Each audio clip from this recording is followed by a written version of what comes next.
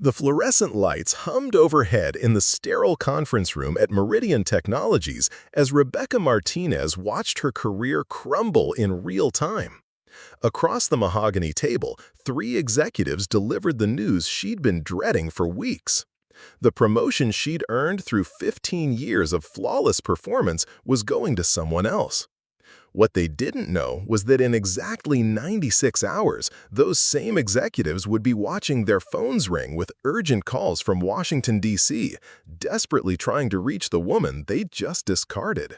Before we jump back in, tell us where you're tuning in from, and if this story touches you, make sure you're subscribed because tomorrow I've saved something extra special for you. Rebecca Martinez had always been a numbers person. Even as a child growing up in Phoenix, Arizona, she could calculate baseball statistics in her head faster than most adults could use a calculator. Her father, a retired Air Force mechanic, had taught her that precision and attention to detail weren't just valuable traits, they were survival skills.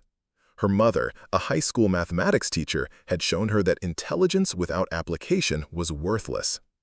Those lessons had carried Rebecca through 17 years of military service, from her graduation from the Air Force Academy through her final assignment as a lieutenant colonel in the Pentagon's Strategic Systems Analysis Division. She'd spent her career analyzing defense budgets, optimizing resource allocation, and identifying inefficiencies that cost taxpayers millions of dollars. Her work had contributed to policy decisions that affected national security, but she'd never sought recognition or glory. She'd simply done her job with the methodical excellence that had become her trademark. The transition to civilian life 3 years earlier had been challenging but manageable. Meridian Technologies, a mid-sized government contracting firm specializing in defense analytics, had recruited her specifically for her Pentagon experience and her ability to navigate the complex world of federal contracting. The company's CEO, Thomas Brennan, had personally assured her that her military background would be an asset in their expanding government relations division. For 3 years, Rebecca had proven him right. She'd secured contracts worth over $40 million, streamlined Meridian's proposal processes, and built relationships with key decision-makers across multiple federal agencies. Her analytical reports had become the gold standard within the company, and her team consistently delivered results that exceeded client expectations. She'd worked weekends, traveled extensively, and sacrificed personal time to ensure that every project met her exacting standards. The Government Relations Director position had been Rebecca's logical next step. When Director Patricia Holloway announced her retirement 6 months earlier, everyone assumed Rebecca would be the natural successor. She had more relevant experience than any other candidate, deeper government connections, and a track record of success that spoke for itself. Rebecca had spent months preparing for the role, developing strategic plans for expanding Meridian's federal partnerships and identifying new opportunities in emerging defense technologies. The preparation had been meticulous. Rebecca had analyzed every major defense contract awarded in the past 5 years, identifying patterns and trends that could guide Meridian's future bidding strategies. She'd cultivated relationships with procurement officers across multiple agencies, building the trust and credibility that were essential for success in government contracting. Her presentation to the Executive Committee 3 weeks earlier had outlined a comprehensive vision for doubling Meridian's government revenue within 2 years. But corporate politics, Rebecca was learning, operated by different rules than military protocol. Merit and performance, the qualities that had defined her military career, seemed to carry less weight in Meridian's executive offices. The company's leadership valued different qualities that had nothing to do with competence or results. Rebecca's immediate supervisor, Director of Strategic Development, Sandra Walsh, had been surprisingly unsupportive throughout the promotion process.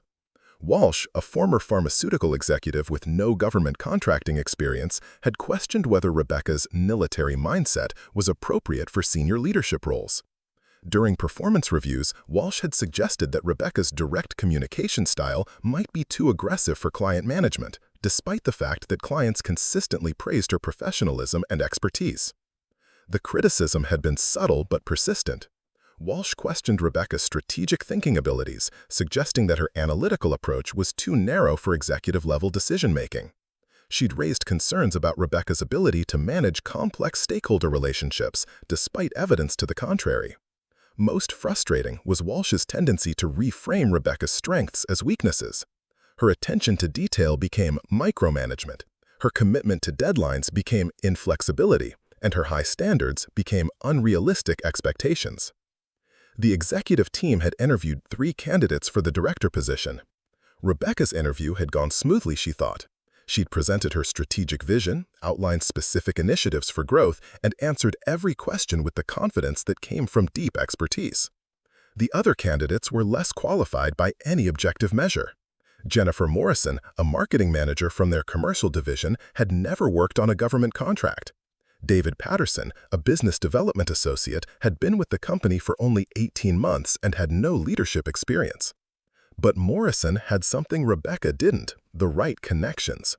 She'd attended the same private university as CEO Thomas Brennan and maintained friendships with several executive wives through her membership in an exclusive country club. Patterson brought youth and enthusiasm, qualities that apparently compensated for his lack of relevant experience. Both candidates also possessed what Rebecca was beginning to recognize as Meridian's preferred leadership style: smooth, diplomatic, and politically savvy in ways that had nothing to do with actual job performance.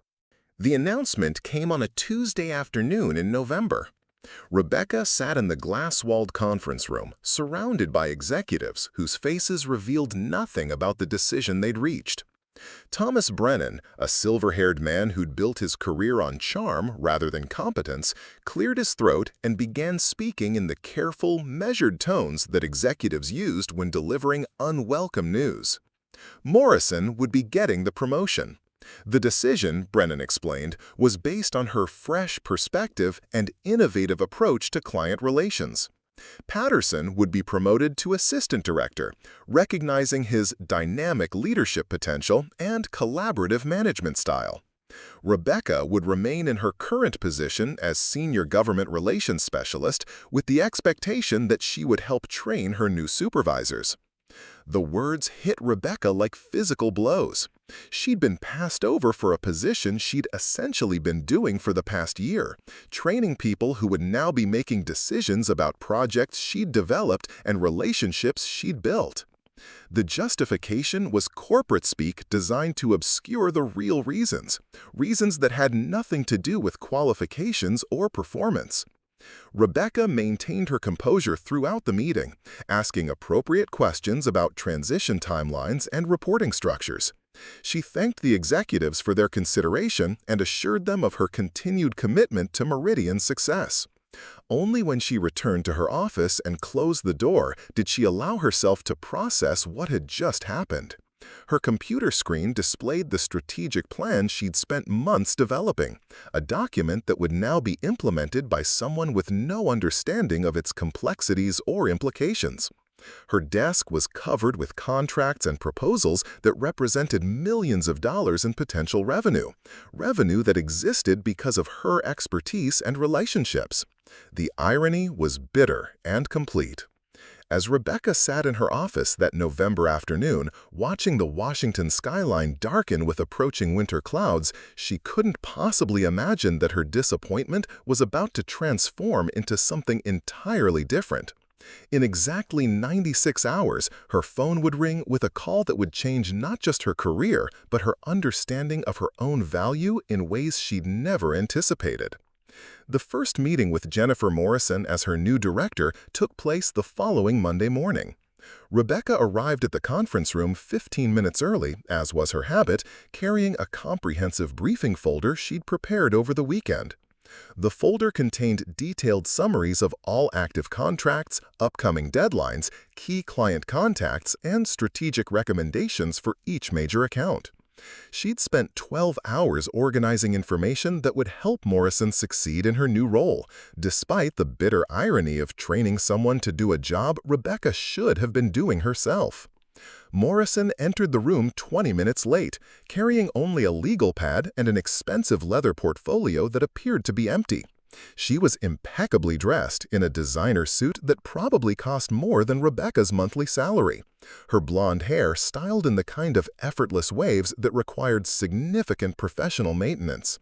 At 32, Morrison had the polished confidence of someone who'd never faced serious professional adversity. "Rebecca, so good to see you," Morrison said with a smile that didn't reach her eyes. "I'm really looking forward to working together. I have to say, I'm excited to bring some fresh energy to this department. Sometimes organizations get stuck in old patterns." The comment was delivered with casual dismissiveness that made Rebecca's jaw tighten. 15 years of military service and 3 years of exceptional performance at Meridian were apparently old patterns that needed refreshing. Rebecca opened her briefing folder and began outlining the current status of major contracts, but Morrison seemed more interested in checking her phone than listening to critical information about multi-million-dollar government agreements. "This is all very detailed," Morrison interrupted, glancing at the comprehensive reports Rebecca had prepared. "But I think we need to step back and look at the bigger picture. Government contracting is really about relationships, not spreadsheets and data analysis. I've learned from my marketing background that people buy from people they like, not from whoever has the best numbers." Rebecca felt something cold settle in her stomach. Morrison's fundamental misunderstanding of government contracting was breathtaking. Federal procurement operates under strict regulations designed to prevent exactly the kind of relationship-based decision-making that Morrison was describing. Contracts were awarded based on technical merit, cost-effectiveness, and compliance with detailed specifications. Personal relations might influence which companies were invited to compete, but they couldn't override the structured evaluation process that governed federal acquisitions. "Jennifer, I appreciate that perspective," Rebecca said carefully, "but government contracting operates under federal acquisition regulations that require specific procurement procedures. Our success depends on technical compliance and demonstrated capability, not just relationship building." Morrison's expression grew slightly annoyed. "Rebecca, I think you might be overthinking this. Business is business, whether it's government or commercial. People want to work with companies they trust, and trust comes from personal connections. My sorority sister Jessica works in procurement at the Department of Energy, and she's already told me about some upcoming opportunities that would be perfect for us." Preparing and narrating this story took us a lot of time, so if you are enjoying it, subscribe to our channel. It means a lot to us. Now, back to the story. The statement revealed so many fundamental misconceptions about federal contracting that Rebecca didn't know where to begin. Personal relationships with procurement officials could actually disqualify companies from competitions if they created conflicts of interest or violated ethical guidelines. The idea that Morrison's college connections would translate into contract awards demonstrated a dangerous naivety about the legal and regulatory environment they operated in. Over the following weeks, Morrison's approach to management became increasingly problematic. She scheduled client meetings without consulting Rebecca about technical requirements or delivery capabilities. She made commitments to federal agencies that Meridian couldn't fulfill without significant additional resources.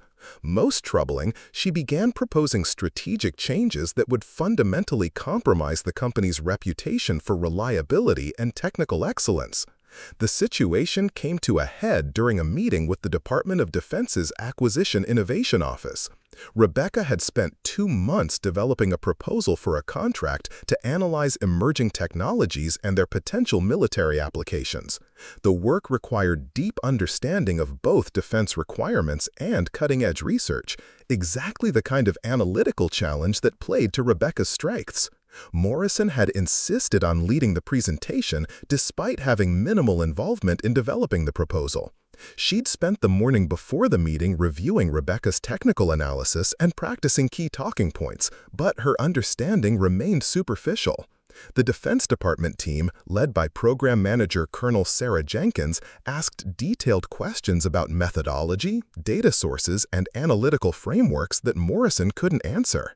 "Miss Morrison," Colonel Jenkins said during the meeting, "your proposal mentions advanced statistical modeling techniques for technology assessment.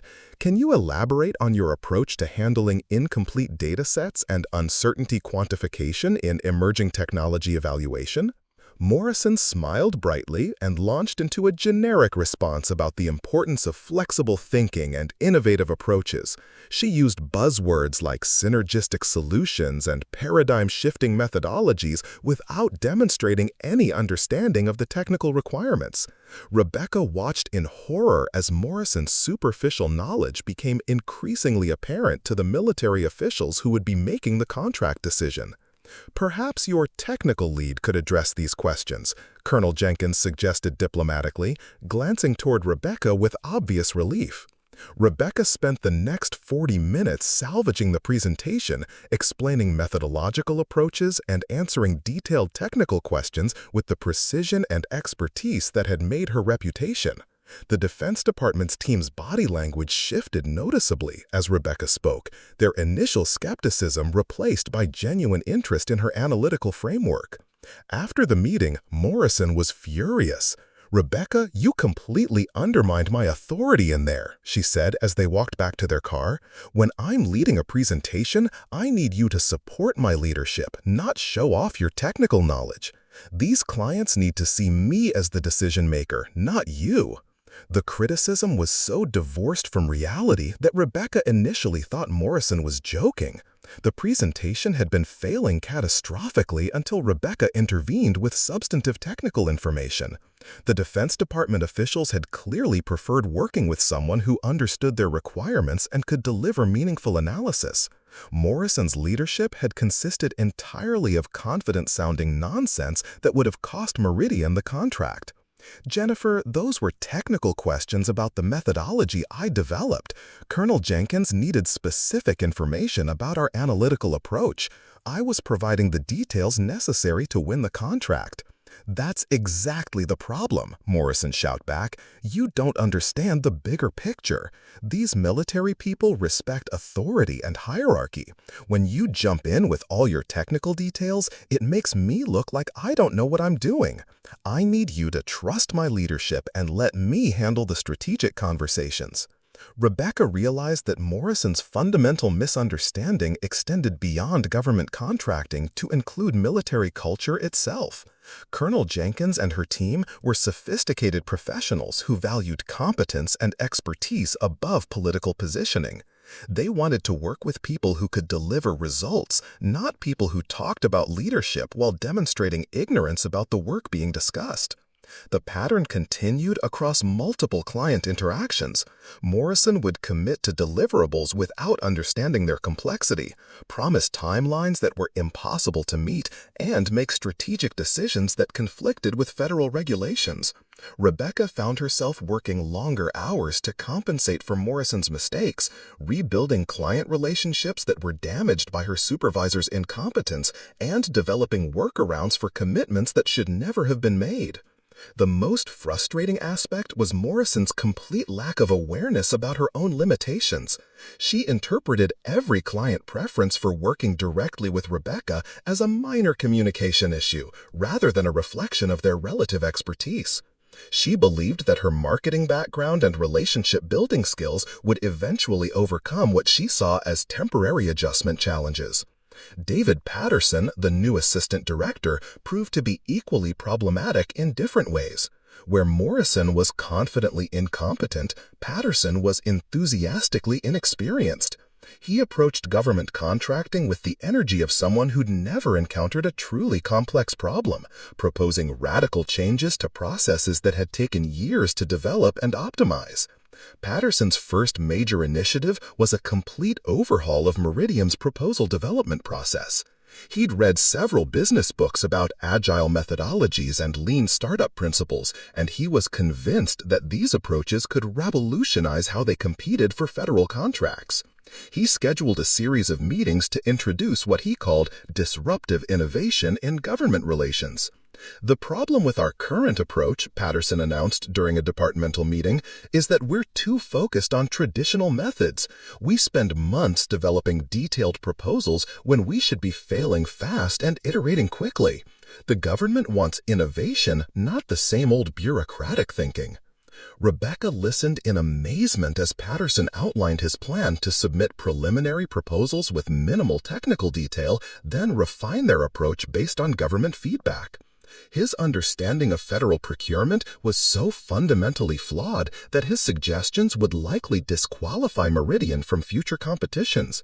Government contracts required complete, detailed proposals that demonstrated full compliance with technical requirements. There was no iterative process, no opportunity to fail fast and try again.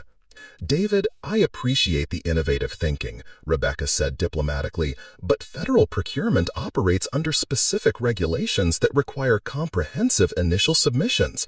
We can't submit partial proposals and refine them later. The evaluation process doesn't allow for that kind of flexibility." Patterson's expression grew impatient. "Rebecca, I think you're being too risk-averse. Sometimes you have to break rules to achieve breakthrough results. The government says they want innovation, so let's give them real innovation. Let's show them that we're not just another traditional contractor stuck in outdated thinking." The conversation revealed Patterson's dangerous combination of enthusiasm and ignorance. He genuinely believed that his fresh perspective and willingness to challenge conventional wisdom would compensate for his lack of experience with federal regulations. He saw Rebecca's expertise as conservative resistance to change rather than hard-won knowledge about how government contracting actually worked. Sandra Walsh, Rebecca's supervisor and the architect of her promotion disappointment, seemed to take perverse pleasure in the chaos that Morrison and Patterson were creating. During their weekly one-on-one meetings, Walsh would ask Rebecca to explain why certain client relationships were becoming strained or why proposal deadlines were being missed, as if the problems were somehow Rebecca's fault rather than predictable consequences of promoting unqualified people to leadership positions. "Rebecca, I'm concerned about the feedback we're getting from some of your government contacts," Walsh said during one particularly frustrating meeting. "Colonel Jenkins specifically mentioned that she prefers working directly with you rather than going through Jennifer. That kind of dynamic undermines Jennifer's authority and creates confusion about our organizational structure." The criticism was maddening in its complete reversal of cause and effect. Colonel Jenkins preferred working with Rebecca because Rebecca understood the technical requirements and could provide accurate information.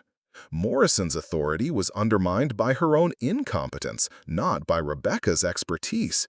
Walsh was essentially asking Rebecca to be less competent in order to make Morrison's leadership appear more credible. "Sandra, Colonel Jenkins asks technical questions that require specific knowledge about our analytical methodologies. I'm providing the information she needs to evaluate our capabilities. If Jennifer would like to handle those conversations, she could certainly learn the technical details." Walsh's expression grew stern. "Rebecca, that attitude is exactly what I'm talking about. You're not being supportive of Jennifer's leadership transition. She brings valuable skills from her marketing background, and she needs time to adapt to this new environment. Your job is to help her succeed, not to show off your technical knowledge every time a client asks a question." The meeting ended with Walsh assigning Rebecca additional responsibilities for supporting leadership development and ensuring smooth client transitions. In practical terms, this meant that Rebecca would be doing more work to compensate for Morrison's mistakes while receiving criticism for being too competent at her job. As November turned to December, Rebecca found herself working 12-hour days to manage the cascading problems created by her new supervisors. She was rewriting proposals that Patterson had drafted incorrectly, attending client meetings to repair relationships that Morrison had damaged, and developing detailed explanations of federal regulations for people who should have understood them before accepting leadership positions. The situation reached its nadir during the company's annual holiday party. Rebecca attended reluctantly, knowing that Morrison and Patterson would be receiving recognition for the department's continued success that existed entirely because of work Rebecca had done before their promotions and damage control she'd provided since. Thomas Brennan, the CEO, gave a speech praising the fresh leadership in the government relations department and the innovative approaches that were driving continued growth. He specifically commended Morrison's relationship-building expertise and Patterson's creative strategic thinking, while making no mention of the technical work and client management that actually generated the revenue he was celebrating. During the cocktail reception that followed, Rebecca found herself in conversations with colleagues who understood the reality behind Brennan's public praise. Senior engineers and project managers quietly expressed their concerns about the direction of the government relations department, noting that they were having difficulty getting accurate information about technical requirements and client expectations. "Rebecca, what's really going on over there?" asked Michael Torres, Meridian's chief technology officer. "I've got Pentagon contacts telling me that our recent proposals are missing critical technical details, and our project managers are saying they can't get clear guidance about deliverables." Rebecca chose her words carefully, knowing that any criticism of Morrison or Patterson would likely find its way back to Walsh. "We're going through a transition period with new leadership. I'm working to ensure that our technical capabilities are properly represented in all client interactions." Torres studied her expression with the analytical precision that had made him successful in his own role. "Rebecca, you've been carrying this department for 3 years. Everyone knows that. If these new people are interfering with your ability to do your job, that's a problem that affects the entire company." The validation was meaningful, but it also highlighted Rebecca's isolation within Meridian's power structure. The people who understood her value were technical professionals and mid-level managers who had no influence over executive decisions. The executives who controlled promotions and strategic direction valued different qualities that had nothing to do with competence or results. As Rebecca drove home from the holiday party that December, she reflected on how dramatically her professional life had deteriorated in just 6 weeks. She'd gone from being Meridian's most successful government relations specialist to being a behind-the-scenes fixer for people's incompetence threatened everything she'd built. The irony was bitter and complete. Her expertise, her relationships, her track record of success, everything that should have made her the obvious choice for promotion had instead made her indispensable in her current role.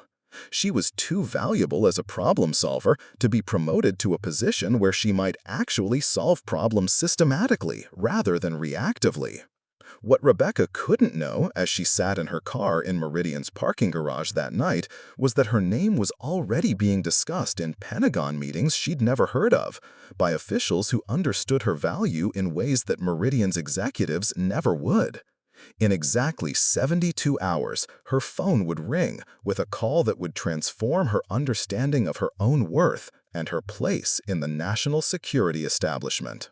The call came on a Tuesday morning in early December, just as Rebecca was reviewing a proposal that Patterson had somehow managed to submit with the wrong contract number, incorrect technical specifications, and a budget that was off by nearly $2 million. Her desk phone rang with an unfamiliar number, displaying a 202 area code, Washington, D.C. "Miss Martinez, this is Lieutenant Colonel William Harrison from the Pentagon's Defense Innovation Unit. I hope I'm not catching you at a bad time." Rebecca straightened in her chair. The Defense Innovation Unit was a relatively new organization within the Department of Defense tasked with identifying and integrating cutting-edge technologies for military applications. She'd read about their work in defense trade publications, but had never had direct contact with the unit. "Not at all, Colonel Harrison. How can I help you?" "Miss Martinez, your name has come up in several conversations regarding analytical capabilities for emerging technology assessment. I understand you have extensive experience in strategic systems analysis from your time at the Pentagon, as well as current private sector experience with defense contracting." Rebecca's pulse quickened. She hadn't applied for any positions with the Defense Innovation Unit, hadn't even known they were hiring. "Yes, sir, that's correct. I spent 4 years in the Strategic Systems Analysis Division before transitioning to the private sector." "Excellent. I'm calling to gauge your interest in participating in a consultation project we're developing. It would involve analyzing the military applications potential for several emerging technologies that are currently in various stages of development. The work would be conducted under contract initially, with the possibility of other opportunities developing based on performance." The conversation was intriguing but vague. Colonel Harrison provided few specific details about the project timeline, scope, or compensation. He mentioned that the work would require updated security clearance processing and suggested that Rebecca might need to be available for meetings in Washington on short notice.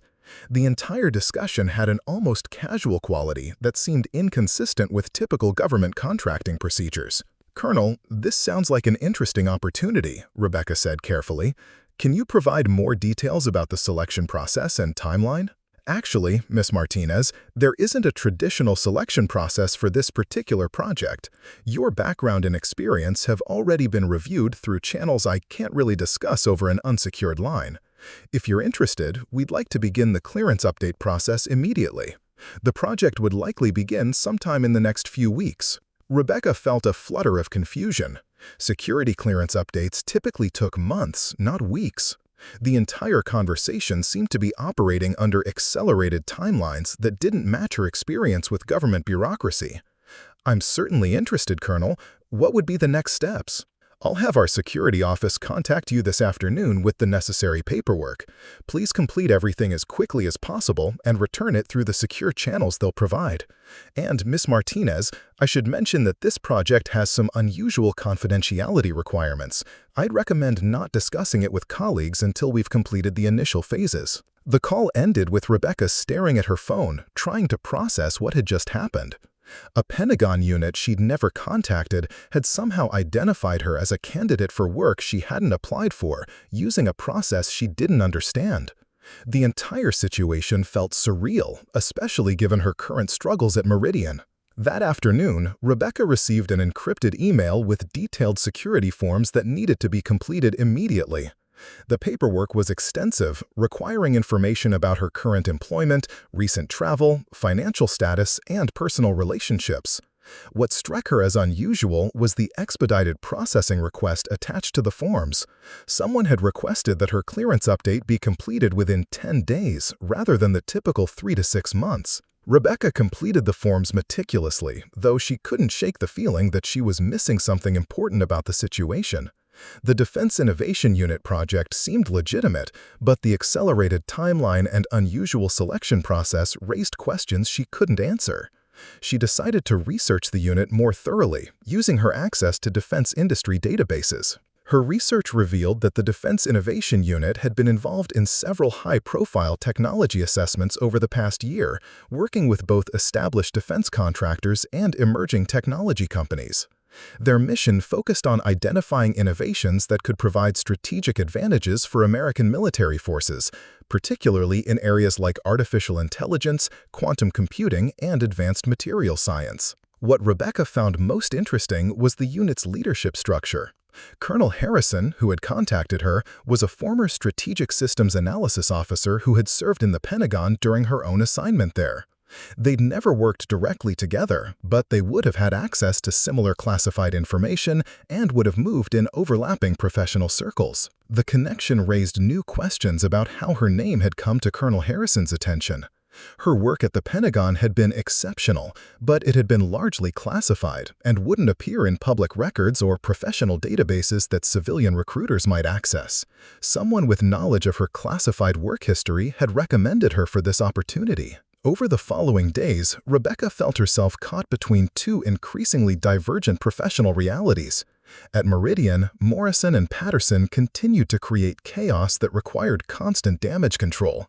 Rebecca was spending her days rewriting proposals, explaining federal regulations to people who should have understood them, and managing client relationships that were being systematically undermined by incompetent leadership. Meanwhile, the Defense Innovation Unit was moving forward with her security clearance update at unprecedented speed. Rebecca received calls from investigators who needed to verify information, requests for additional documentation, and updates on the processing timeline that suggested someone was prioritizing her case above normal procedures. The contrast was stark and demoralizing. At Meridian, her expertise was being dismissed and her career prospects were being limited by people who valued connections over competence. At the same time, a Pentagon unit was apparently so interested in her capabilities that they were willing to expedite normally lengthy bureaucratic processes to bring her onto their project. Rebecca's frustration at Meridian reached new heights during a client meeting with the Department of Energy's Advanced Research Projects Agency. Morrison had scheduled the meeting to discuss potential collaboration on a renewable energy security project, despite having no background in energy policy or national security implications of energy infrastructure. The meeting began with Morrison presenting what she called an innovative partnership framework that would revolutionize how government and industry collaborate on energy security challenges.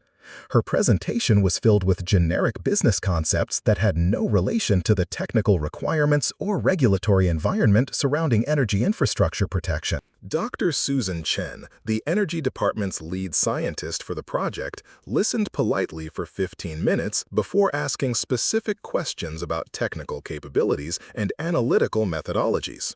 Morrison's responses revealed that she had no understanding of the scientific principles involved, the security considerations that governed energy infrastructure protection, or the regulatory framework that would govern any potential collaboration. Miss Morrison, Dr. Chen said diplomatically, perhaps you could have your technical team address some of the more specific requirements we're discussing. Rebecca spent the next hour salvaging the meeting, explaining Meridian's analytical capabilities and discussing potential approaches to energy security assessment. Dr. Chen's relief was visible as Rebecca demonstrated detailed knowledge of both the technical challenges and the policy environment surrounding critical infrastructure protection.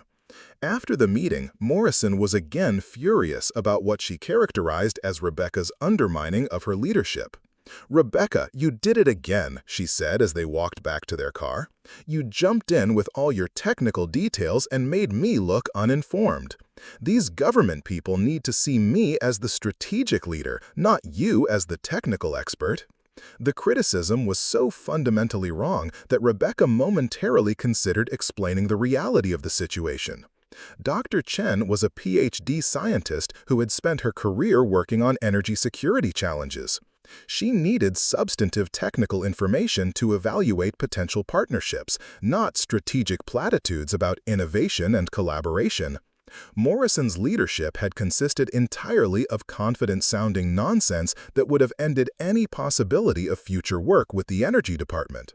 "Jennifer, Dr. Chen asked specific technical questions about our analytical capabilities," Rebecca replied.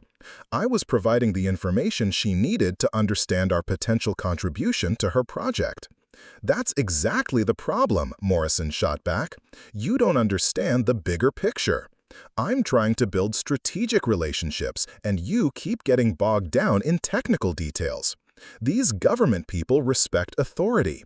When you jump in with your expertise, it undermines my credibility as the department director." Rebecca realized that Morrison's fundamental misunderstanding extended far beyond government contracting. She genuinely believed that title and position were more important than knowledge and competence, that strategic relationships could be built without substantive expertise, and that her marketing background had prepared her to manage complex technical relationships with government scientists. That evening, Rebecca received another call from Colonel Harrison. His tone was more urgent than during their initial conversation, and he seemed to be calling from a different location. She could hear background conversations that suggested he was in some kind of operations center rather than a standard office. "Miss Martinez, I wanted to update you on the timeline for our project. We've expedited your clearance processing and it should be completed by the end of this week. We're hoping to begin the initial phases of the project early next week." Rebecca was surprised by the accelerated schedule. "Colonel, that's much faster than I expected. Can you provide any additional details about the specific work involved?" Harrison paused before responding, and Rebecca could hear muffled conversations in the background that suggested other people were monitoring the call. "Miss Martinez, I can't provide specific details over an unsecured line, but I can tell you that this project has taken on increased priority due to some recent developments. Your particular combination of strategic systems experience and current private sector knowledge makes you uniquely qualified for what we need. I understand, sir. What would be my next steps? Report to the Pentagon next Monday at 800 hours. Building entrance procedures will be sent to your secure email tomorrow. And Ms. Martinez, given the sensitive nature of this work, I'd recommend arranging for flexible scheduling with your current employer. You may need to be available on short notice for the next several weeks. The call ended with Rebecca staring at her phone, trying to understand what was happening. The Defense Innovation Unit project was clearly more significant than Colonel Harrison had initially indicated. Someone was investing considerable resources in expediting her security clearance and bringing her onto a project that apparently required immediate attention. The contrast with her situation at Meridian was becoming almost absurd. At her current job, people who didn't understand government contracting were making strategic decisions about government contracts. Meanwhile, the actual government was apparently so interested in her expertise that they were willing to cut through bureaucratic processes that normally took months. Rebecca spent the weekend preparing for her Monday meeting at the Pentagon, reviewing her knowledge of emerging technologies and their potential military applications. She also began thinking about how to handle the scheduling requirements that Colonel Harrison had mentioned. Given Morrison's tendency to view any outside commitment as disloyalty, Rebecca would need to be careful about how she presented her consultation work. On Sunday evening, Rebecca received a final call from Colonel Harrison that added another layer of mystery to the situation. Miss Martinez, there's one additional element to tomorrow's meeting that I should mention. You'll be briefed by some senior officials who are very familiar with your background. They've been following your career since your Pentagon assignment, and they have specific reasons for wanting your involvement in this project. Rebecca felt a chill of recognition. Someone had been tracking her career progression for years, monitoring her transition to civilian employment and her work at Meridian. The Defense Innovation Unit project wasn't a random opportunity. It was the result of long-term planning by people who understood her capabilities better than she realized. Colonel, can you tell me who these officials are? You'll meet them tomorrow, Mrs. Martinez. I think you'll find the conversation very enlightening. And I should mention that after tomorrow's briefing, your perspective on several things may change significantly. As Rebecca hung up the phone, she realized that her Monday meeting would be far more than a project briefing. Someone was about to reveal information that would fundamentally alter her understanding of her own situation, her value to the national security establishment, and possibly her entire future. What she couldn't possibly anticipate was that the phone call she would receive immediately after that Pentagon meeting would transform not just her career prospects, but her relationship with everyone who had dismissed her expertise and undervalued her contributions. Rebecca arrived at the Pentagon at 0730 hours, 30 minutes before her scheduled meeting. The familiar weight of her security badge and the practiced routine of passing through multiple checkpoints brought back memories of her 4 years working in these corridors. The building's maze-like interior hadn't changed, but Rebecca felt different walking through it. Older, more experienced, and significantly more cynical about how talent was recognized and utilized in both military and civilian organizations. Colonel Harrison met her at the security desk, but his demeanor was markedly different from their phone conversations. He seemed nervous, almost deferential, which struck Rebecca as unusual for a field-grade officer conducting routine business. Ms. Martinez, thank you for coming in so early. There have been some developments overnight that have accelerated our timeline considerably. As they walked through the Pentagon's corridors, Rebecca noticed they were heading toward the executive offices rather than the operational spaces where she'd expected to meet with the Defense Innovation Unit. Their destination was a secure conference room in the Secretary of Defense's executive suite, a location reserved for the most sensitive discussions involving senior leadership. "Colonel, I thought we were meeting with your unit about the technology assessment project," Rebecca said as they approached doors marked with classification warnings she hadn't seen since her own Pentagon assignment. Harrison stopped walking and turned to face her. "Ms. Martinez, I need to be completely honest with you. The Defense Innovation Unit consultation was real, but it wasn't the primary reason you're here today. You're about to be briefed on a situation that involves the highest levels of national security leadership and your role in addressing that situation. Before Rebecca could respond, the conference room doors opened to reveal a gathering that made her pulse quicken. Secretary of Defense Elizabeth Morrison sat at the head of a polished mahogany table, flanked by the chairman of the Joint Chiefs of Staff, the Director of National Intelligence, and several other officials whose faces Rebecca recognized from congressional testimony and news briefings. The Secretary of Defense was a formidable woman in her early 60s, a former Air Force general who had built her reputation on strategic thinking and operational excellence. She gestured for Rebecca to take a seat directly across from her, a position that suggested this wasn't a routine briefing but a specific discussion focused on Rebecca's background and capabilities. Ms. Martinez, please have a seat. I'm Elizabeth Morrison, and I believe you know why you're here. Rebecca's mind raced.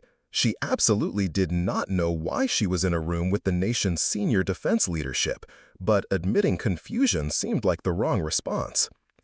Secretary Morrison, I'm honored to be here, though I confess I'm not entirely certain about the specific purpose of this meeting. The secretary smiled slightly. Ms. Martinez, for the past 6 months, we've been conducting a comprehensive assessment of analytical capabilities within both government and private sector organizations that support national security functions. Your name has appeared repeatedly in our evaluations as someone whose expertise and analytical judgment are being significantly underutilized in your current position. The Director of National Intelligence, a sharp-eyed man named Robert Sterling, leaned forward. Ms. Martinez, we've reviewed your classified work from your Pentagon assignment, your performance evaluations from your commanding officers, and the results you've achieved in your current private sector role. We've also been monitoring the strategic analysis work you've been producing at Meridian Technologies. Rebecca felt a chill of recognition. The intelligence community had been tracking her work at Meridian, which meant they were aware of both her successes and the systemic problems she'd been encountering with Morrison and Patterson's leadership. Sir, may I ask what specific aspects of my work have been of interest? Sterling exchanged glances with Secretary Morrison before responding. Ms. Martinez, 3 months ago, you produced an analysis of Chinese military technology development that identified strategic vulnerabilities in their emerging weapons systems. That analysis was shared through intelligence channels and has influenced several critical policy decisions. Your insights were more valuable than reports produced by dedicated intelligence agencies with budgets 10 times larger than your private sector contract. Rebecca remembered the analysis Sterling was referencing. She'd produced it as part of a routine technology assessment contract that Meridian had with the Defense Intelligence Agency. The work had been thorough, but not particularly complex, exactly the kind of strategic systems analysis she'd been doing for years. She'd had no idea it was being disseminated at senior policy levels. Chairman of the Joint Chiefs General Patricia Williams spoke for the first time. Ms. Martinez, we have a problem. The analytical capabilities that support our most critical national security decisions are being degraded by organizational structures that don't recognize or properly utilize expertise. We've identified several instances where strategic assessments have been compromised because qualified analysts are being managed by people who don't understand the work being done. The statement hit Rebecca like a physical blow. General Williams was describing exactly the situation she'd been experiencing at Meridian, where Morrison and Patterson were making strategic decisions about technical work they couldn't comprehend. But the implications were far more serious than Rebecca had realized. If similar dynamics were affecting other organizations that support national security functions, the consequences could be catastrophic. Secretary Morrison resumed control of the conversation. Ms. Martinez, we're establishing a new position within the Defense Department that will require someone with your specific combination of technical expertise, analytical judgment, and understanding of both military and civilian organizational dynamics. The role involves identifying and addressing systemic problems in how we develop and utilize strategic analysis across multiple agencies and contractors. Rebecca struggled to process what she was hearing. The nation's senior defense leadership was offering her a position based on recognition of expertise that her current employer had consistently dismissed. The irony was overwhelming. While Morrison and Patterson questioned her strategic thinking abilities, the Pentagon was asking her to fix strategic thinking problems across the entire national security establishment. Secretary Morrison, I'm honored by your confidence, but I should mention that I'm currently employed by Meridian under a contract that has specific terms and obligations. The Secretary's expression grew stern. Ms. Martinez, we're aware of your employment situation at Meridian. In fact, we've been monitoring that situation with considerable concern. The quality of analysis coming from your organization has declined significantly since recent personnel changes, and we've identified this as a systemic problem affecting contractor reliability. Director Sterling added, Ms. Martinez, we know about the promotion you were passed up for, and we know about the people who were promoted instead of you. We've reviewed their qualifications, their performance since taking leadership roles, and the impact their management has had on the quality of work being delivered to government agencies. Rebecca felt her stomach drop. The intelligence community had been tracking the internal politics at Meridian, monitoring the degradation of analytical quality under Morrison and Patterson's leadership. Her personal career's appointment had become a matter of national security concern. General Williams leaned forward. Miss Martinez, yesterday we received a proposal from Meridian Technologies for a critical technology assessment contract worth $12 million. The proposal was technically deficient, contained several factual errors, and demonstrated fundamental misunderstanding of the analytical requirements. We believe this represents a significant decline in organizational capability that correlates with recent leadership changes.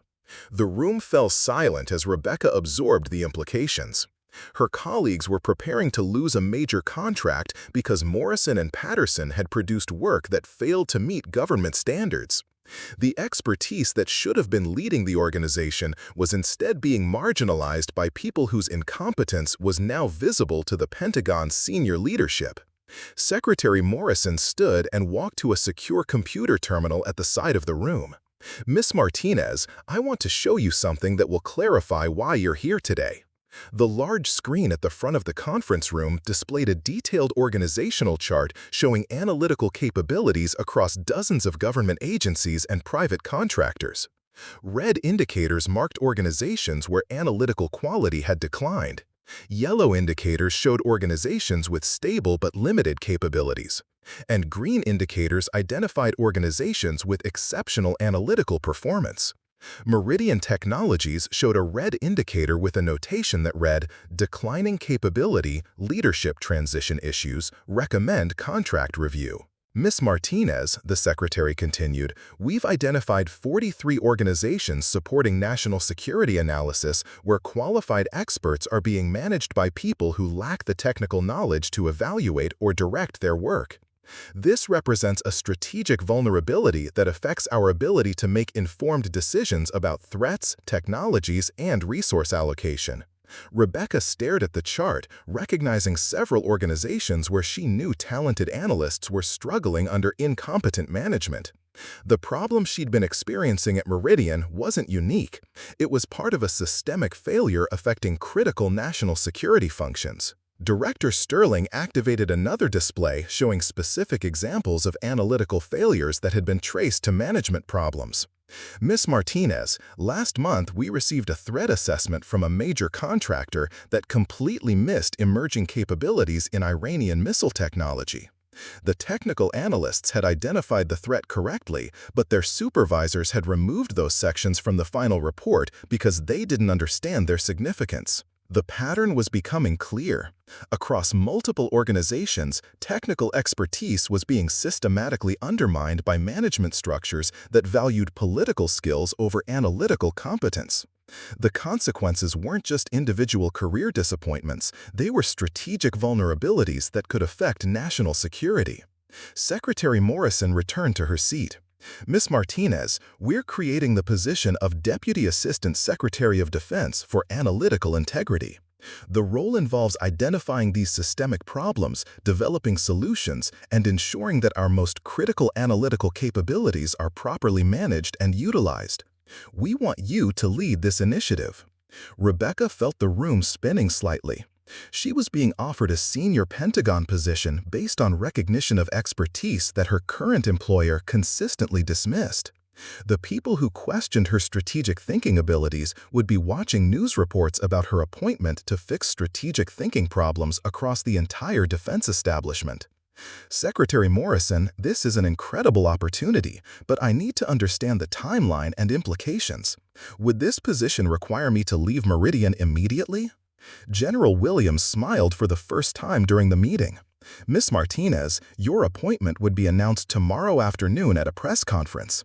We've already initiated the security clearance updates and personnel actions necessary to bring you on board immediately. Your first day would be next Monday." The timeline was breathtaking. In less than 24 hours, Rebecca would go from being a marginalized analyst at a private contractor to being a senior Pentagon official with authority over analytical integrity across the entire defense establishment. Director Sterling added the final element that made the situation complete. "Miss Martinez, one of your first responsibilities would be conducting a comprehensive review of contractor analytical capabilities. Meridian Technologies would be among the organizations requiring immediate assessment given the decline in performance we've observed." Rebecca realized that she would be returning to Meridian not as a dismissed employee, but as a Pentagon official with authority to evaluate their analytical capabilities and recommend contract actions based on her findings. "Secretary Morrison, I accept the position. When would you like me to start?" The secretary stood and extended her hand. "Welcome to the Pentagon, Deputy Assistant Martinez. Your press conference is scheduled for tomorrow at 1400. I think you'll find the experience quite different from your recent job searches." As Rebecca left the Pentagon that afternoon, her mind was still processing the transformation that had just occurred. In the span of 2 hours, she'd gone from being an undervalued private sector analyst to being a senior Defense Department official with authority to address the systemic problems she'd been experiencing firsthand. Her phone buzzed with a text message from Colonel Harrison. "Congratulations, Deputy Assistant Secretary Martinez. Tomorrow's press conference will be carried live by all major networks. I think your former colleagues at Meridian will find it quite interesting." Rebecca smiled as she realized that Morrison, Patterson, and Walsh would be watching television tomorrow afternoon when they learned that the woman whose strategic thinking abilities they'd questioned was being appointed to fix strategic thinking problems across the entire national security establishment. The irony was perfect, but more importantly, Rebecca finally understood that her value had never been in question among people who actually understood the work she did. The press conference began at precisely 1400 in the Pentagon's main briefing room, the same space where Rebecca had watched countless defense policy announcements during her previous assignment. Now she stood behind the podium bearing the Department of Defense seal, flanked by Secretary Morrison and other senior officials, preparing to address a room full of reporters whose coverage would reach millions of viewers. The transformation was surreal. 48 hours earlier, Rebecca had been sitting in her modest office at Meridian, managing the chaos created by incompetent supervisors. Now she wore the dark blue suit and Pentagon credentials of a senior defense official, about to announce her appointment to a position that would affect analytical capabilities across the entire national security establishment. Secretary Morrison approached the microphone with the confidence of someone who had delivered thousands of similar briefings. "Ladies and gentlemen, thank you for joining us today for an important announcement regarding the Department of Defense's continued commitment to analytical excellence and strategic decision-making capabilities." Rebecca scanned the assembled reporters, noting representatives from major television networks, defense trade publications, and national newspapers. In the back of the room, she spotted a familiar face. David Kim, a defense reporter who had occasionally contacted her for background information about government contracting trends. His presence meant that Meridian's leadership would likely see detailed coverage of her appointment within hours. "Today, I have the honor of announcing the appointment of Rebecca Martinez as Deputy Assistant Secretary of Defense for Analytical Integrity. Secretary Morrison continued. This new position reflects our recognition that the quality of analytical support for national security decisions requires dedicated leadership and systematic attention to organizational effectiveness.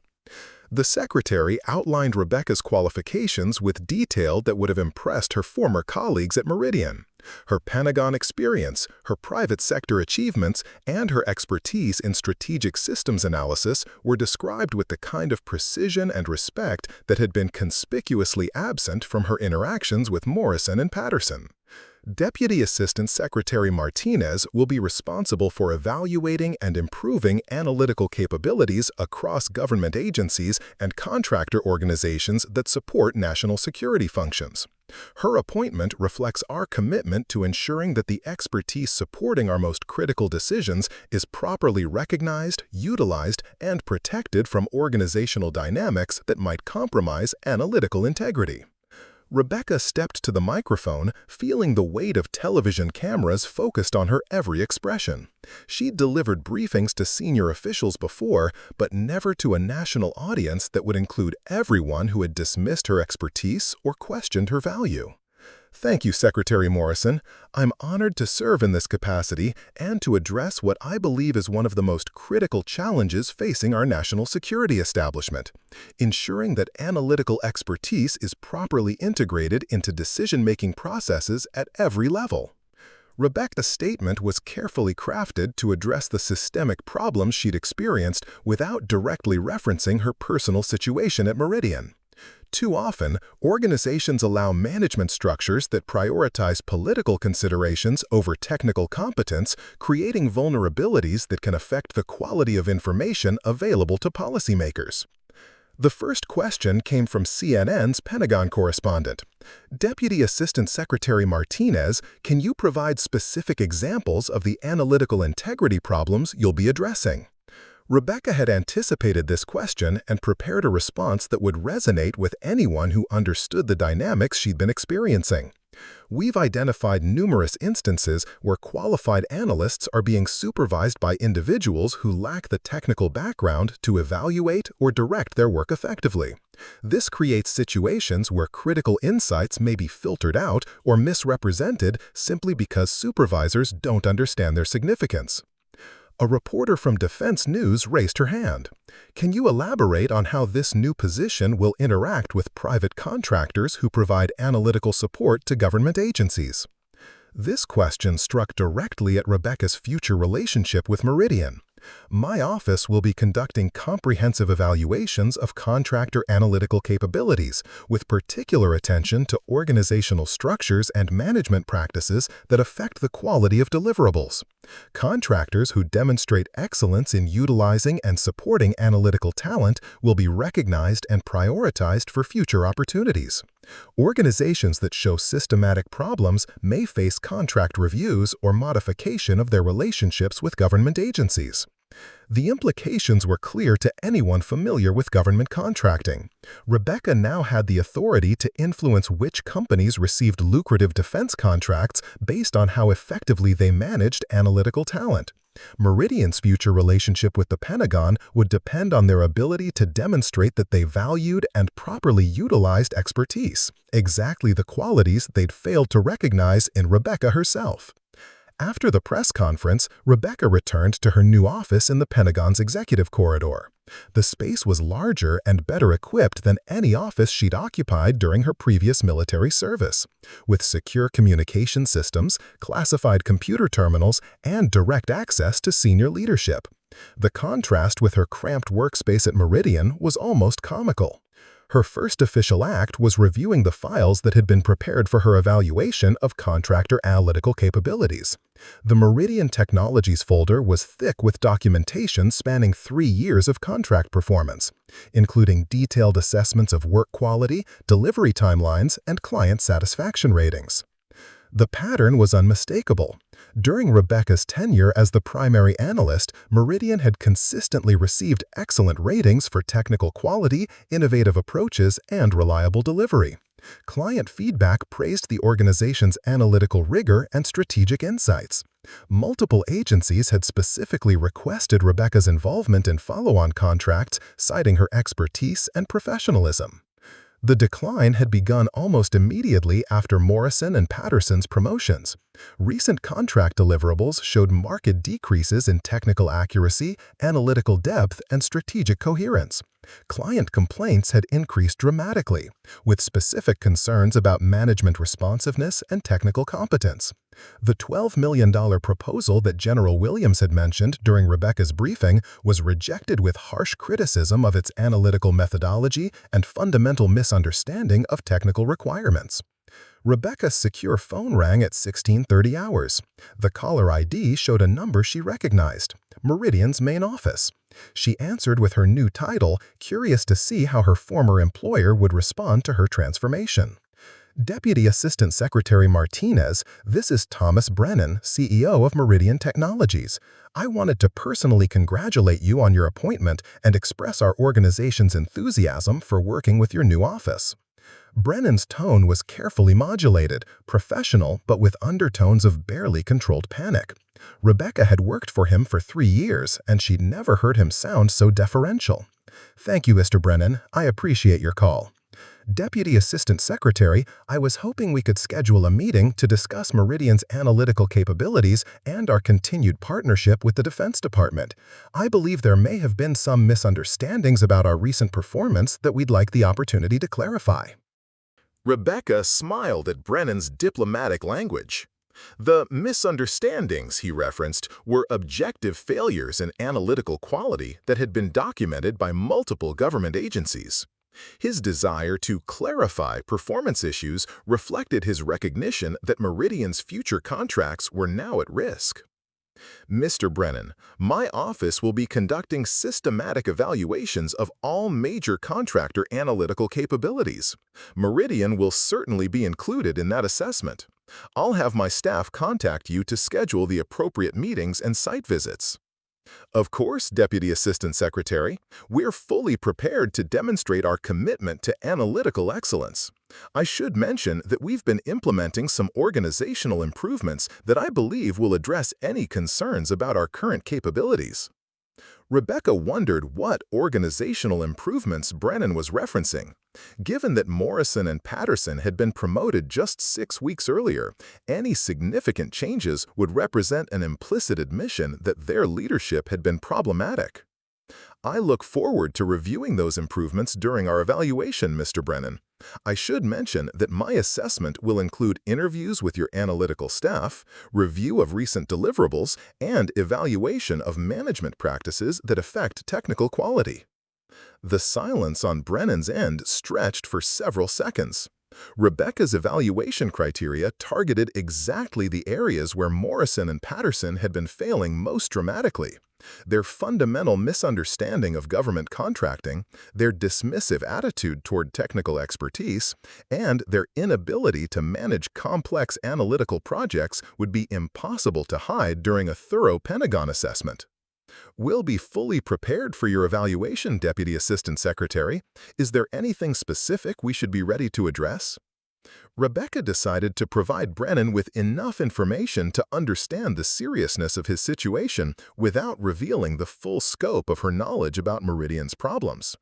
Mr. Brennan, my office is particularly focused on ensuring that analytical talent is properly utilized and that management structures support rather than hinder technical excellence. Organizations that demonstrate best practices in these areas will be well positioned for continued partnership with the Defense Department. After ending the call, Rebecca reviewed the timeline for her Meridian evaluation. Pentagon protocols required that contractor assessments be conducted within 30 days of identifying performance concerns. Given the urgency expressed by senior leadership, Rebecca scheduled Meridian's evaluation for the following week. The anticipation was intense. In 7 days, Rebecca would return to Meridian not as a dismissed employee seeking recognition, but as a senior Pentagon official with authority to determine the company's future relationship with its primary client. The woman whose strategic thinking abilities Morrison had questioned would be evaluating Morrison's strategic decision-making. The analyst whose expertise Patterson had dismissed would be assessing Patterson's management capabilities. Rebecca spent the weekend preparing for the evaluation with the same meticulous attention to detail that had characterized her entire career. She reviewed 3 years of Meridian's contract performance, analyzed patterns in client feedback, and identified specific examples of analytical quality degradation that correlated with recent leadership changes. She also researched Morrison's and Patterson's professional backgrounds more thoroughly than she'd bothered to do when they were promoted. Morrison's marketing experience included no exposure to government contracting, federal regulations, or technical analysis. Her previous employers were commercial businesses where relationship management might indeed be more important than technical competence. Patterson's background was even more concerning. His business development experience consisted primarily of inside sales roles, where he had minimal client contact and no responsibility for complex deliverables. His enthusiasm for innovative approaches reflected genuine ignorance about the regulatory environment that governed federal contracting. The most revealing discovery was that neither Morrison nor Patterson had security clearances when they were promoted to leadership positions in a government contracting firm. Obtaining the necessary clearances had taken 4 months, during which they'd been making decisions about classified contracts they weren't authorized to access. The administrative chaos this had created was documented in multiple client complaints and delivery delays. On Monday morning, Rebecca received a call from Sandra Walsh that provided the final confirmation of how dramatically her situation had changed. Walsh's tone was markedly different from their previous conversations, respectful, almost obsequious, completely lacking the condescending authority she'd displayed when criticizing Rebecca's performance. Deputy Assistant Secretary Martinez, this is Sandra Walsh from Meridian Technologies. I wanted to personally congratulate you on your appointment and assure you of our complete cooperation with your upcoming evaluation. Rebecca savored the moment. Walsh was the architect of her promotion disappointment, the supervisor who had criticized her for being too competent at her job. Now Walsh was calling to assure her cooperation with an evaluation that could determine Meridian's future. Thank you, Ms. Walsh. I appreciate your commitment to cooperation. I should mention that my evaluation will include individual interviews with management personnel to assess their understanding of analytical requirements and their effectiveness in supporting technical staff. Of course, Deputy Assistant Secretary, we're all prepared to discuss our roles and responsibilities. I should mention that we've been working to implement some management improvements that I believe will demonstrate our commitment to analytical excellence. Rebecca wondered what specific improvements Walsh was referencing. Any meaningful changes would require acknowledging that previous management approaches had been inadequate, effectively admitting that Rebecca's criticisms had been justified. I'll look forward to learning about those improvements, Ms. Walsh. My evaluation will focus particularly on how management decisions affect the quality of analytical deliverables and the utilization of technical expertise. The criteria Rebecca outlined targeted exactly the areas where Walsh had been most problematic: her tendency to criticize expertise she didn't understand, her preference for relationship management over technical competence, and her role in promoting unqualified people to leadership positions. As Rebecca prepared for Thursday's evaluation, she reflected on the remarkable transformation that had occurred in just 1 week. The people who had dismissed her expertise were now scrambling to convince her of their analytical capabilities. The supervisors who had questioned her strategic thinking were preparing to demonstrate their strategic decision-making to someone whose strategic judgment was now recognized at the highest levels of government. The irony was perfect, but Rebecca understood that the evaluation wasn't about personal vindication. It was about ensuring that analytical capabilities supporting national security decisions were properly managed and protected from the kind of organizational dysfunction she'd experienced firsthand. The stakes were far higher than individual career disappointments. They involved the quality of information available to policymakers making decisions that affect millions of lives. Thursday morning would bring Rebecca's return to Meridian Technologies, but this time she would be arriving as Deputy Assistant Secretary of Defense for Analytical Integrity, with the authority to determine whether the organization that had failed to recognize her value was capable of supporting the analytical requirements of the United States government. Thursday morning arrived with the crisp clarity of a December day in Northern Virginia. Rebecca sat in the back of a Pentagon sedan as it wound through the familiar streets toward Meridian Technologies, but everything about this journey was different from her previous commutes.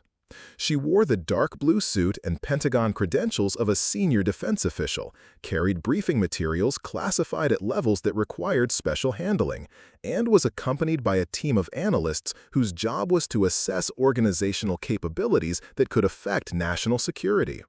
The irony of the situation was almost overwhelming. 6 weeks earlier, Rebecca had driven this same route as a marginalized employee whose expertise was being systematically dismissed.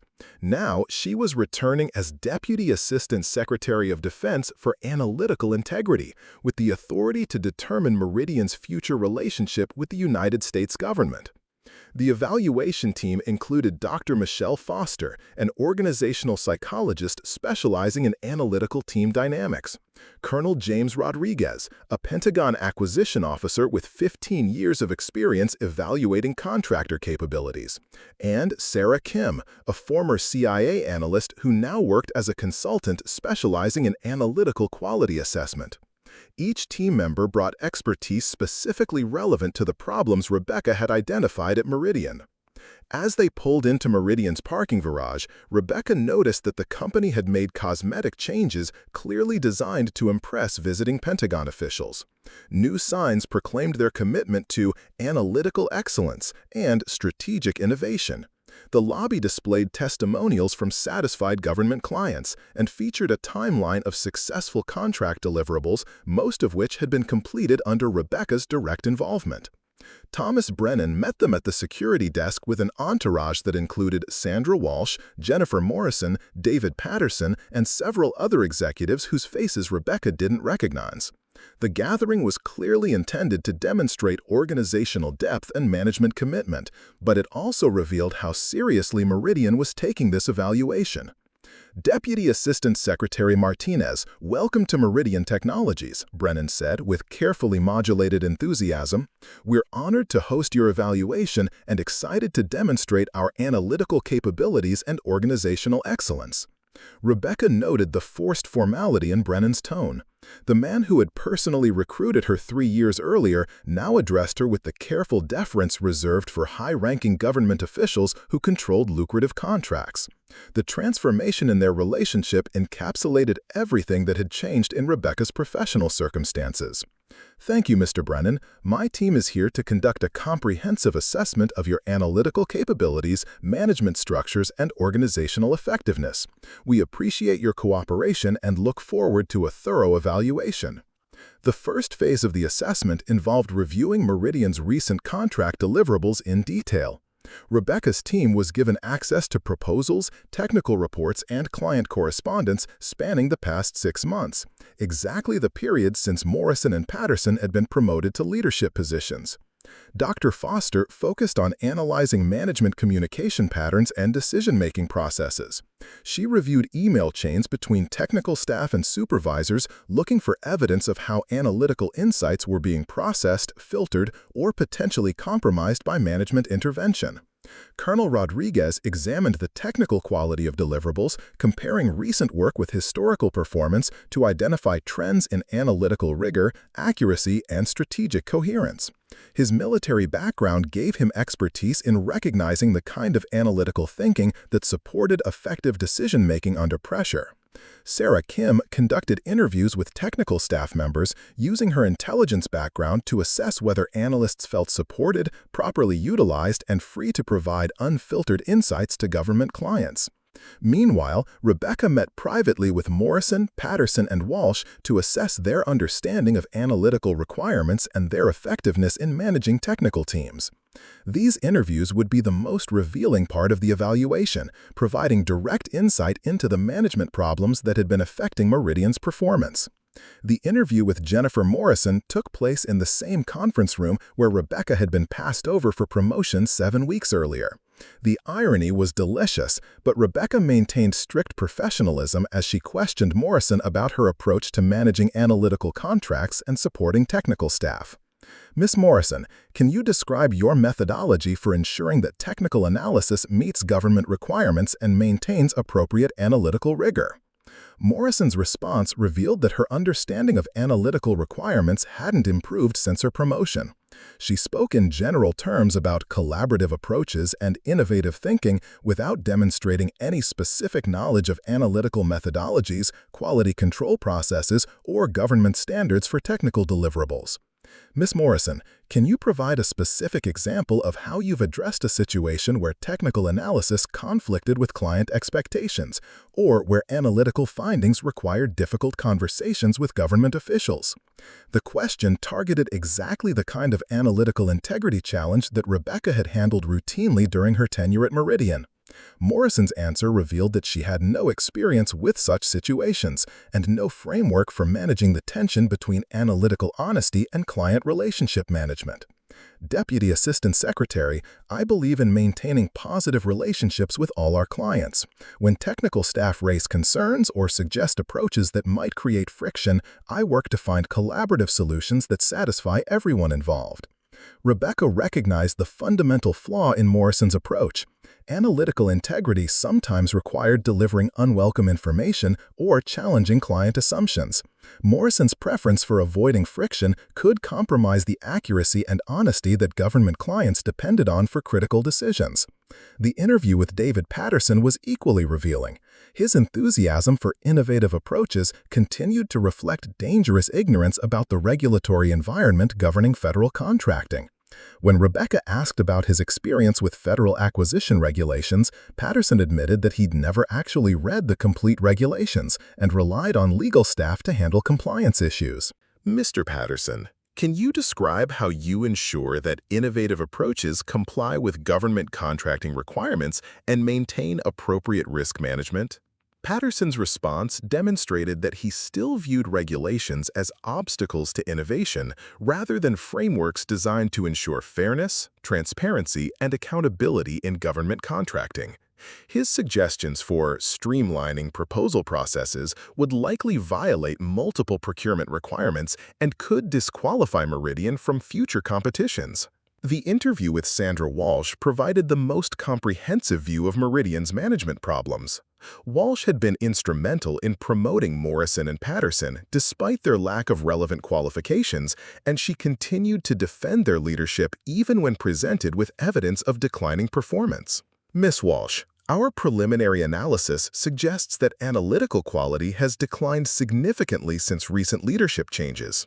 How do you account for this pattern, and what steps are you taking to address client concerns? Walsh's response revealed her continued inability to recognize the connection between management competence and technical performance. She attributed client complaints to adjustment periods and communication challenges rather than acknowledging that unqualified supervisors were making decisions about work they didn't understand. Deputy Assistant Secretary, I believe we're seeing some temporary adjustment issues as our new leadership team develops familiarity with government contracting requirements. Jennifer and David bring valuable skills from their previous experience, and we're confident that their fresh perspectives will ultimately enhance our analytical capabilities. Rebecca realized that Walsh still didn't understand the fundamental problem. Morrison and Patterson weren't developing familiarity with government contracting, they were making strategic decisions about complex technical work without the background necessary to evaluate alternatives or recognize problems. While Rebecca conducted management interviews, her team was discovering systematic evidence of organizational dysfunction. Dr. Foster's analysis revealed that technical staff were increasingly frustrated with management decisions that compromised analytical quality. Email patterns showed that analysts were frequently overruled on technical matters by supervisors who couldn't explain their reasoning beyond general preferences for positive messaging or client-friendly approaches. Colonel Rodriguez found that recent deliverables consistently lacked the analytical depth and technical rigor that had characterized Meridian's historical performance. Proposals contained factual errors that would have been caught by competent technical review. Strategic assessments demonstrated fundamental misunderstanding of military requirements and operational realities. Sarah Kem's interviews with technical staff revealed a pattern of demoralization and frustration that extended far beyond normal adjustment challenges. Senior analysts described feeling marginalized by management that didn't value their expertise. Several mentioned that they were considering leaving Meridian for organizations that would better utilize their capabilities. The most damaging discovery came when Kim interviewed Marcus Thompson, a former military intelligence officer who had joined Meridian 2 months earlier. Thompson described being hired specifically to bring military analytical expertise to the organization, but finding that his insights were consistently filtered out or modified by supervisors who preferred more optimistic assessments. The management approach here prioritizes telling clients what they want to hear rather than providing accurate analysis, Thompson explained. I've had multiple situations where my technical assessments were edited to remove warnings or caveats that management thought were too negative, even when those warnings were critical for client decision-making. Thompson's account provided specific evidence of the analytical integrity problems that Rebecca's office was designed to address. Management interference with technical analysis could compromise the quality of information available to government decision-makers, creating exactly the kind of vulnerabilities that affected national security. By afternoon, Rebecca's team had compiled a comprehensive picture of Meridian's organizational problems. The evidence was overwhelming and consistent. Unqualified management was systematically undermining analytical capabilities that had previously been among the best in the industry. The final phase of the evaluation involved a presentation by Meridian's leadership team about their strategic vision and organizational improvements. Morrison and Patterson had prepared an elaborate presentation filled with buzzwords about analytical innovation and strategic partnership, but their lack of substantive understanding was evident to anyone with actual expertise. Rebecca listened as Morrison described their plans for revolutionizing analytical methodologies through approaches that would violate federal procurement regulations. Patterson outlined strategic initiatives that demonstrated fundamental misunderstanding of how government agencies actually operate and what they need from contractor support. The presentation concluded with Walsh's assurance that Meridian was committed to continuous improvement and client satisfaction. She mentioned the organizational enhancements that had been implemented since Rebecca's appointment, though these appeared to consist primarily of cosmetic changes designed to impress visiting officials rather than substantive improvements in analytical capabilities. After the presentation, Rebecca's team conducted a private assessment meeting to compile their findings and prepare recommendations. The evidence pointed to systematic organizational dysfunction that posed risks to government clients depending on Meridian's analytical support. Dr. Foster's psychological assessment concluded that current management structures were incompatible with effective analytical team performance. Colonel Rodriguez's technical review identified multiple instances where poor management decisions had compromised deliverable quality. Sarah Kim's staff interviews revealed widespread concern about analytical integrity and organizational direction. The evaluation had confirmed everything Rebecca suspected about Meridian's problems, while providing the documentation necessary to justify significant changes in their government contracting relationships. The organization that had failed to recognize her expertise was now facing consequences that extended far beyond individual career disappointments. As Rebecca prepared to deliver her assessment to Pentagon leadership, she reflected on how her personal experience at Meridian had revealed systematic problems affecting national security analytical capabilities. Her disappointment over a promotion had ultimately led to the discovery of vulnerabilities that required immediate attention at the highest levels of government. The following week would bring far-reaching consequences for Meridian Technologies and significant changes in how government agencies evaluate contractor analytical capabilities. But more importantly, Rebecca's experience would become a catalyst for broader reforms designed to ensure that analytical expertise supporting critical national security decisions was properly recognized, protected, and utilized. The transformation was complete. The woman whose strategic thinking had been questioned by unqualified supervisors was now in position to fix strategic thinking problems across the entire defense establishment. The analyst, whose expertise had been dismissed as irrelevant, was now protecting analytical integrity at the highest levels of government.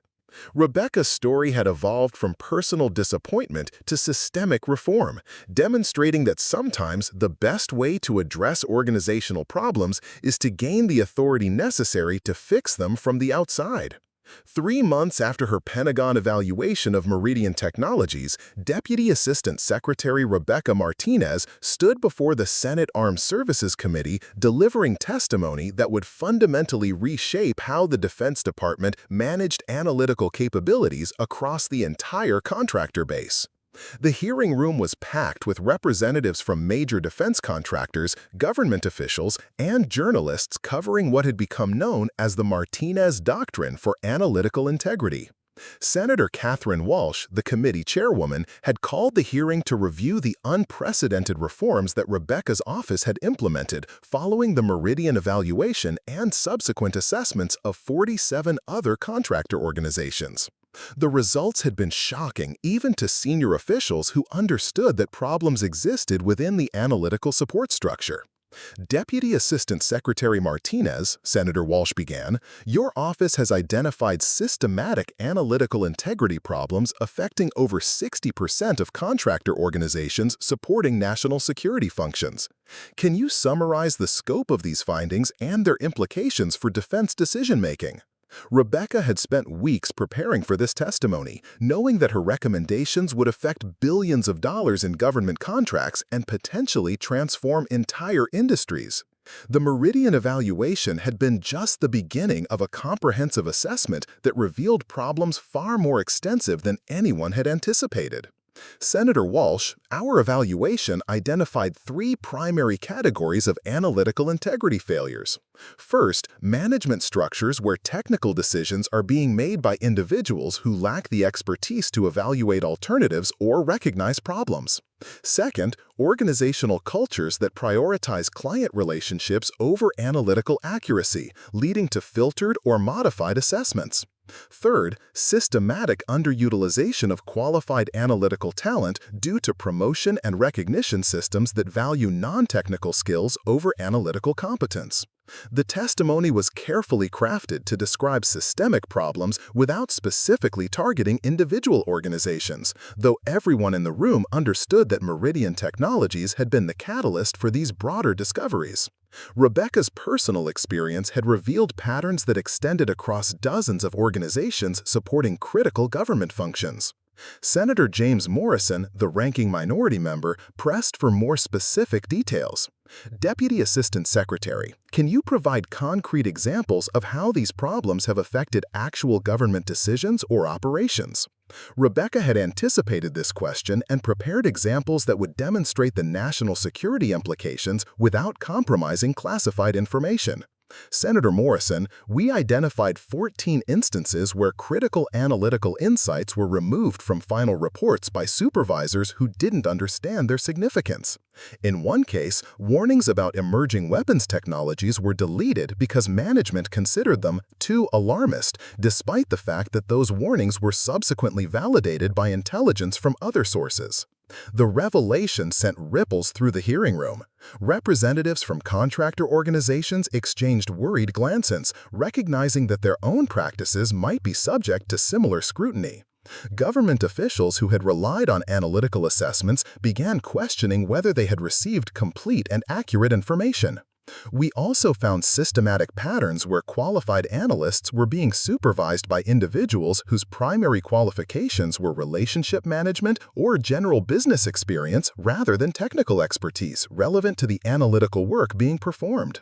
Rebecca's testimony was having immediate effects throughout the defense contracting community. Over the past 3 months, her office had received calls from dozens of organizations requesting guidance on analytical management best practices. Several major contractors had voluntarily restructured their analytical departments to ensure that technical supervision aligned with technical expertise. The most significant change had occurred at Meridian Technologies itself. 2 weeks after Rebecca's evaluation, Thomas Brennan had announced the resignation of Jennifer Morrison and David Patterson, citing strategic realignment with evolving client requirements. Sandra Walsh had been reassigned to administrative functions that didn't involve supervision of technical staff. Brennan had personally called Rebecca to request recommendations for rebuilding Meridian's analytical capabilities. The conversation had been surreal. The CEO who had passed her over for promotion was now asking for her guidance on managing the department she should have been leading. Deputy Assistant Secretary Martinez, Brennan had said during that call, "We recognize that we made significant errors in our management approach. We're committed to implementing whatever changes are necessary to restore our analytical capabilities and regain the confidence of our government clients." Rebecca had provided Brennan with detailed recommendations for organizational restructuring, emphasizing the need to ensure that technical expertise drive technical decisions. She had also suggested that Meridian recruit experienced analytical managers who understood both the substance of the work and the requirements of government contracting. The reforms had been implemented rapidly and thoroughly. Meridian hired Dr. Patricia Williams, a former CIA analytical manager, as their new Director of Government Relations. Williams had 15 years of experience managing analytical teams and understood both the technical requirements and the political sensitivities in providing analytical support to government clients. Under Williams' leadership, Meridian's analytical quality had improved dramatically. Recent contract deliverables have received excellent ratings from government clients, and the organization had been selected for several new opportunities based on their demonstrated analytical capabilities. Marcus Thompson, the former intelligence officer who had described management interference during Rebecca's evaluation, had been promoted to deputy director with authority over all technical analysis. In a conversation with Rebecca 3 weeks earlier, Thompson had described the transformation as revolutionary. Deputy Assistant Secretary, "It's like working for a completely different organization," Thompson had explained. "Management now supports analytical rigor rather than fighting it. We're encouraged to provide honest assessments even when they might be unwelcome to clients. The quality of our work has improved dramatically, and staff morale has completely turned around." The Meridian transformation had become a model for other organizations seeking to improve their analytical capabilities. Rebecca's office had developed a comprehensive framework for evaluating and improving analytical management practices, which was being adopted across the defense contracting community. Senator Walsh continued her questioning, focusing on the broader implications of Rebecca's reforms. "Deputy Assistant Secretary, how are you ensuring that these analytical integrity improvements are sustained over time, rather than simply being temporary responses to increased scrutiny?" Rebecca had devoted considerable thought to this challenge, recognizing that organizational change required both structural reforms and cultural transformation. "Senator, we've implemented several mechanisms to ensure sustainability. First, all major analytical contracts now include specific requirements for technical supervision and analytical quality control. Second, we've established ongoing monitoring processes that track analytical performance over time. Third, we've created incentive structures that reward organizations for demonstrated analytical excellence rather than simply relationship management." The incentive structures represented a fundamental shift in how the government evaluated contractor performance. Organizations like Meridian that demonstrated sustained analytical excellence received preferential consideration for new contracts and opportunities for expanded roles. Companies that showed declining analytical capabilities faced contract reviews and potential termination of government relationships. The changes had ripple effects throughout the entire defense industry. MBA programs were developing new curricula focused on managing technical organizations. Executive search firms were prioritizing technical expertise when recruiting for senior positions at defense contractors. Industry conferences were featuring sessions on analytical leadership and technical management. Rebecca's personal story had become a case study in business schools and professional development programs. Harvard Business School had developed a full-semester course examining how organizational structures affected technical performance, using her experience as the primary example. The course materials included detailed analysis of how Meridian's promotion decisions had compromised analytical capabilities, and the broader implications for organizations that relied on technical expertise. Students studied the systematic factors that led qualified experts to be supervised by unqualified managers, and developed frameworks for ensuring that technical competence aligned with management authority. Dr. Michael Chen, the Harvard professor who developed the course, had contacted Rebecca to discuss the broader lessons from her experience. Deputy Assistant Secretary Martinez, your story illustrates a fundamental challenge facing modern organizations: how to ensure that expertise is properly recognized and utilized in complex institutional environments. The academic interest extended beyond business schools. Organizational psychology researchers were studying the Meridian case to understand how management structures affected technical team performance. Their findings were being incorporated into professional development programs for technical managers across multiple industries. Rebecca's office had also become a destination for international delegations seeking to understand American approaches to analytical quality management. Representatives from allied nations had visited to learn about frameworks for evaluating and improving analytical capabilities within their own defense establishments. The most personally satisfying development had been the response from other analysts who had experienced similar challenges in their own organizations. Rebecca received dozens of letters from technical professionals describing how her story had inspired them to advocate for better recognition of analytical expertise within their own institutions. One letter came from Dr. Sarah Kim, a former CIA analyst who had joined a private consulting firm and encountered management dynamics similar to those Rebecca had experienced at Meridian. Deputy Assistant Secretary Martinez, your example gave me the confidence to challenge management decisions that were compromising analytical quality. I'm now leading a team that has transformed our organization's approach to technical analysis. Another letter came from Lieutenant Colonel Michelle Foster, a military intelligence officer whose analytical insights had been consistently filtered by supervisors who preferred more optimistic assessments.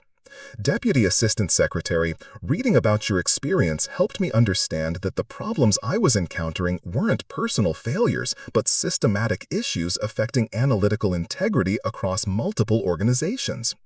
The correspondence revealed that Rebecca's experience at Meridian had been part of a much broader pattern affecting analytical professionals across government, military, and private sector organizations. Her transformation from marginalized analyst to senior Pentagon official had created opportunities for others facing similar challenges. 6 months after her appointment, Rebecca was invited to deliver the keynote address at the annual conference of the International Association of Intelligence Analysts. The venue was the same hotel where she had attended job interviews during her difficult transition from Meridian, but the circumstances were completely different. Standing before an audience of over 800 analytical professionals from around the world, Rebecca reflected on the journey that had brought her from personal disappointment to systemic reform. The challenge we face as analytical professionals isn't just producing excellent work, it's ensuring that our expertise is properly understood, valued, and utilized by the institutions we serve. Her speech outlined the frameworks that her office had developed for protecting analytical integrity while maintaining effective relationships with policy clients. The approaches balanced the need for honest assessment with the political realities that affected how analytical insights were received and implemented. Analytical integrity doesn't mean ignoring the political context of our work. It means ensuring that political considerations don't compromise the accuracy and completeness of our assessments. Our job is to provide decision-makers with the best possible information, even when that information is unwelcome or inconvenient. The audience response was overwhelming. Rebecca received a standing ovation that lasted over 5 minutes, followed by dozens of questions about implementing similar reforms within their own organizations. The conference organizers later described her presentation as the most impactful keynote in the association's 30-year history. As Rebecca prepared to leave the conference that evening, she encountered Thomas Brennan in the hotel lobby. The meeting was unexpected and somewhat awkward given their shared history and the dramatic changes in their respective circumstances.